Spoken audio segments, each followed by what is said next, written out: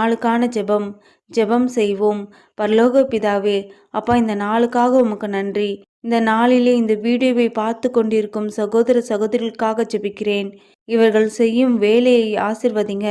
இன்றி எந்தவிதமான தீங்கும் பாதிப்புகளும் வந்து அணுகாதபடி இவர்களையும் இவர்கள் குடும்பத்தையும் உம்முடைய கரத்தால் பாதுகாரும்.